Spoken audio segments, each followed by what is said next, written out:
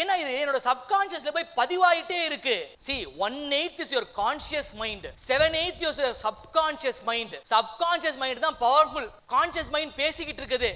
Subconscious mind is 85%, 7/8 is your subconscious mind. சப்கான்ஷியஸ்ல ஒன்னு விதைச்சாச்சுன்னா நீங்க சும்மா இருக்கலாம், ஆனா உங்க சப்கான்ஷியஸ் மைண்ட் சும்மா இருக்குமா? சும்மாவே இருக்காது. அதை உங்களை தூண்டி விட்டுட்டே இருக்கும்.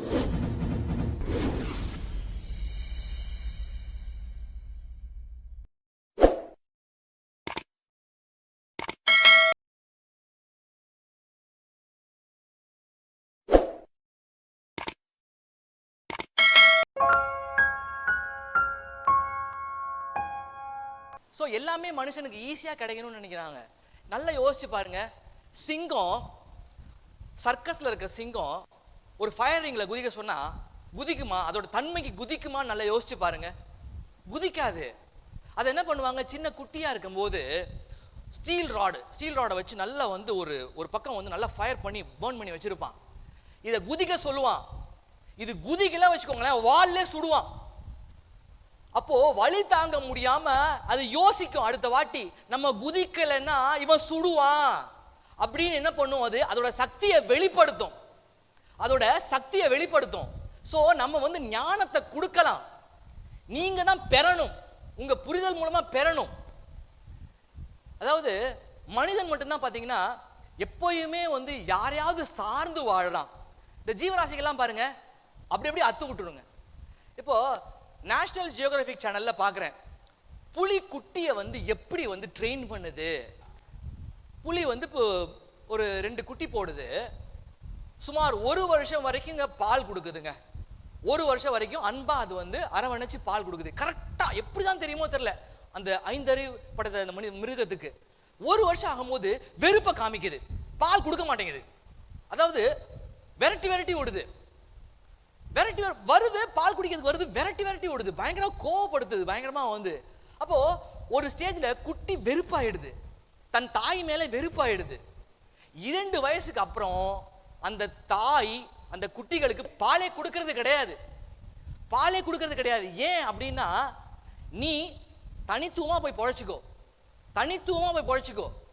அந்த புலி குட்டிக்கே 5 அறிவு படுத்த புலி குட்டி அவ்வளவு வந்து தண்ணீர் இலையில் படர்ந்த தாமரையை போல ரினன்சியேஷன், பற்றற்ற நிலை. அந்த புலிக்கு இருக்க அந்த ஒரு விஷயம் கூட மனுஷனுக்கு கிடையாது. மனுஷன் வந்து யாரையாவது சார்ந்தே வாழணும்னு நினைக்கிறான். இவங்க சப்போர்ட் பண்ண மாட்டாங்களா, அவங்க சப்போர்ட் பண்ண மாட்டாங்களா, என்னுடைய மாமியார் சப்போர்ட் பண்ண மாட்டாங்களா, மாமனார் சப்போர்ட் பண்ண மாட்டாங்களா? ஏன் நீ சார்ந்து இருக்க? நீ தனித்துவமானவன், நீ வந்து பலசாலி. நல்ல ஆழமா யோசிச்சு பார்க்கணும். எல்லாமே உங்களுக்கு சாத்தியம், எல்லாமே இந்த பிரபஞ்சத்துல இருக்கு. வளமைகள் எல்லாமே இந்த பிரபஞ்சத்துல ஒளிஞ்சுகிட்டு இருக்கு.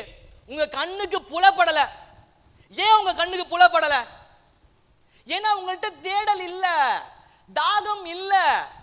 ஏன் நான் 1 லட்சம் கோடியை பத்தி யோசிக்கிறேனே, 1 லட்சம் கோடிக்கு எத்தனை சொன்னா? 1 லட்சம் கோடிக்கு ஆங்கிலத்தில் ட்ரில்லியன் சொல்லுவாங்க. அன்னைக்கே ஆராய்வேன் இதெல்லாம். உங்க பிரெயின் ஆராயணும், துருவிக்கிட்டே இருக்கணும், யோசிச்சுக்கிட்டே இருக்கணும். Thinking is the very biggest power. நிறைய யோசிக்கணும். நீங்க யோசிச்சீங்கன்னா ஜெயிச்சிட்டே இருப்பீங்க. The day you stop learning and you stop growing, the day you stop marketing and you lose your existing market, the day you stop marketing and you lose your existing market, அந்த இருக்கிற மார்க்கெட்டும் போகும். அப்போ ஒரு நிறுவனம் நடத்துறீங்களா, காமிச்சிட்டே இருக்கணும். ஏன் ஷாருக் கான ஒரு பிராண்ட் ஆக்குறாங்க, பிக் பாஸ்கெட் ஏன் ஒரு பிராண்ட் வந்து ஷாருக் கான ஏன் போடுறாங்க? சப்கான்ஷியஸ் மைண்ட் பதிவுபடுது, உங்களுடைய ஆழ் மனசுல பதியுது.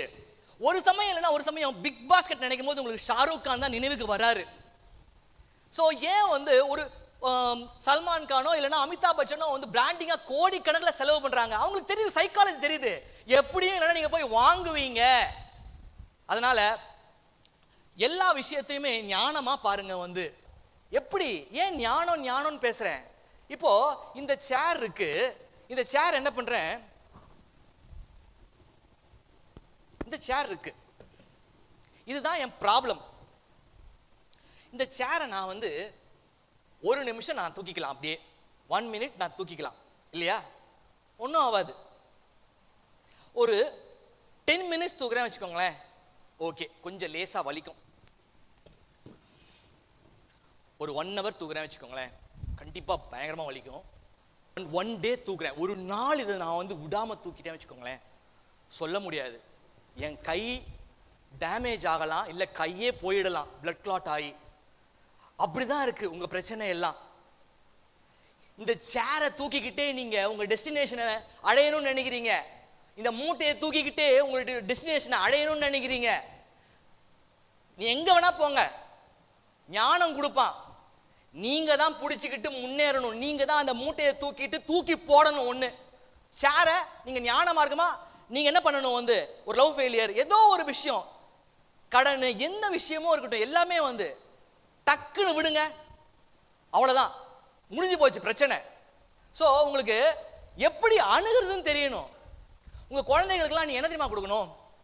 உங்க குழந்தைகளுக்கெல்லாம் சொத்து கொடுக்காதீங்க, அறிவை கொடுங்க. அறிவை கொடுங்க. சொத்தை கொடுத்தீங்க வச்சுக்கோங்களேன், சொத்தை அழிச்சிட்டு நீ எதை கொடுத்தேன்னு கேட்பான். அதனால அறிவு சொத்தை கொடுங்க. Self discipline is very very important. அதாவது ஒழுக்கங்கிறது எடுத்த பொருளை எடுத்த இடத்துல வச்சிடணும். Military discipline is very very important. வாழ்க்கையில வளரணுமா, அது ரொம்ப இம்பார்ட்டன்ட். அது வந்துட்டு அதனால குழந்தைங்களுக்குலாம் வந்து ஒரு சாவி எடுக்குதா, எங்க எடுத்தியோ அங்கே வச்சிடுமா. நீங்க உங்களுக்குமே எதை எடுக்கிறீங்களோ அதை அப்படியே கொண்டு போய் அங்க வைக்கணும். வந்துட்டு இதெல்லாம் ஒரு டிசிப்ளின். கோயில்ல பாத்தீங்கன்னா உள்ள சிலையும் கல்லு தான், நம்ம நிக்கிற இடமும் கல்லு தான். ஆனா சிலை வந்து சிற்பி கொடுக்குற அந்த அடியெல்லாம் வந்து வாங்கினதுனால அது சிலையா நம்ம வணங்குற மாதிரி ஒரு சிலையா மாறிடுது. ஆனா இந்த கல் வந்து அடி வாங்க தயாரா இல்லை, அதனாலதான் அது மேல போய் நம்ம ஏறி நின்றுட்டு இருக்கோம். வந்து அதனால உங்க வாழ்க்கையில எவ்வளவுக்கு எவ்வளவு துன்பம் வருதோ தூண்டு போவாதீங்க. நான் என்ன சொல்வேன், யூ மஸ்ட் வெல்கம் ப்ராப்ளம்ஸ்னு சொல்வேன். ஏன் why you have to welcome problems? because problem இருந்தா தான் நீங்க grow ஆவீங்க. see அகாடமிக்ஸ்க்கு என்ன இம்பார்ட்டன்ஸ் கொடுக்கணுமோ அந்த இம்பார்ட்டன்ஸை கொடுங்க. சினிமாவுக்கு என்ன இம்பார்ட்டன்ஸ் கொடுக்கணுமோ அந்த இம்பார்ட்டன்ஸை கொடுங்க. you must be focused on your growth. 90% you must be focused on your growth. focused on your growth.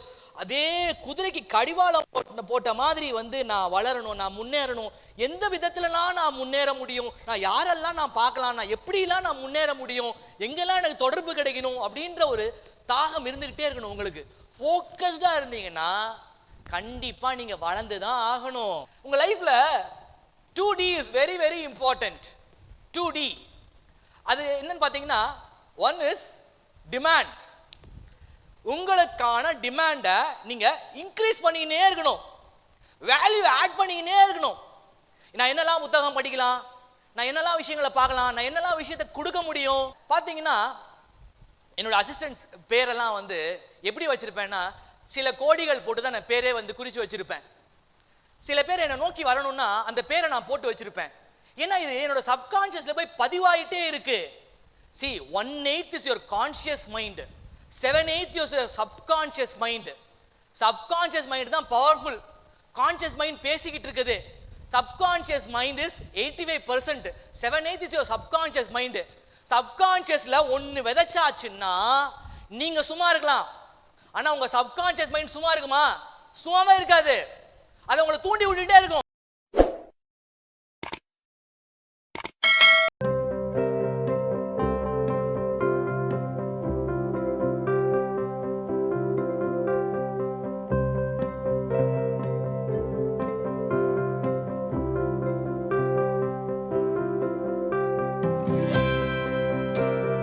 இதை போன்று மேலும் பல அபரிமிதங்களுடன் உங்களுக்கு ஆற்றலாகவும் நம்பிக்கை ஒளியாகவும் ஏஎல் சூர்யா. இந்த பதிவு உங்களுக்கு பிடித்திருக்கும் பட்சத்தில் இதனை உங்கள் நண்பர்களுக்கும் நல் உறவுகளுக்கும் பகிர்ந்து அவர்கள் வாழ்வை ஒளிரச் செய்து பிரபஞ்சத்தின் ஆசீர்வாதங்களை அபரிமிதங்களாக